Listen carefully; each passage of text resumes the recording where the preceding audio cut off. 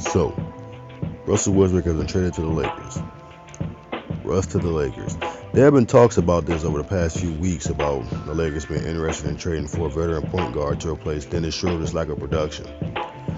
There were really only two names really talked about consistently in those rumors: Chris Paul and Russell Westbrook. And I didn't really put too much thought into it because I figured one of those players was the obvious choice, the other was an obvious disaster, and that both of them would be impossible to get, so the whole scenario was irrelevant.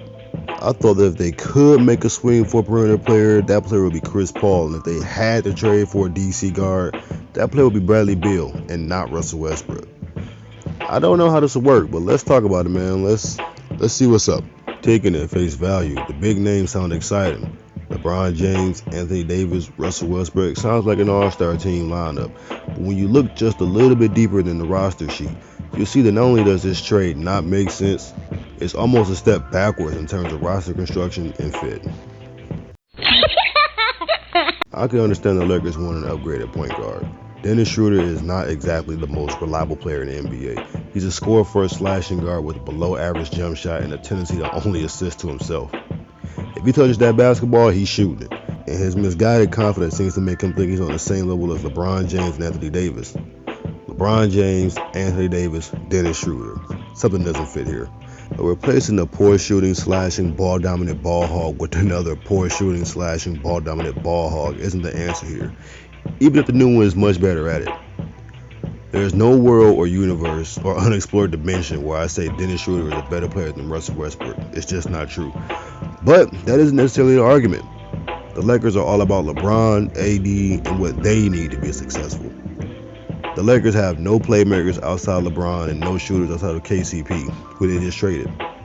I would argue that if they weren't able to lure Chris Paul or another point guard with similar ability, then filling out the roster depth would have been way more effective than making a move for the sake of making one. Russell Westbrook doesn't fit this roster in the least, as I mentioned in my Russell Westbrook player perspective. Russ isn't a very good shooter by any means, whether off the dribble or catch and shoot. LeBron primarily operates out of post-ups, pick and rolls, and transitions, all situations where he likes to generate decent looks from the outside. Ideally, you want guys out there who can make those shots. Same for AD. If you have players who can't shoot or space the floor, it allows opposing defenses to collapse and double your best players easily. The Lakers also need playmakers. Now, Russ is a double-digit assist guy, but like I said before, his assists don't come on the floor of offense or promote growth in teammates. They come from him hunting stats and promoting stagnant, inefficient offense. Now, I haven't talked a lot about what the Lakers traded away to get Russ, and that's because I was largely unimpressed by it, and I intended to talk more about what Washington got in the deal in the Bradley Beal video. To sum it up, though, it's Kyle Kuzma, Montrezl Harrell, KCP, and the 22nd pick in this year's draft. Pretty underwhelming. Kuzma was a solid disappointment. Harrell was unplayable because of his size half the time, and KCP is a slightly below average role player.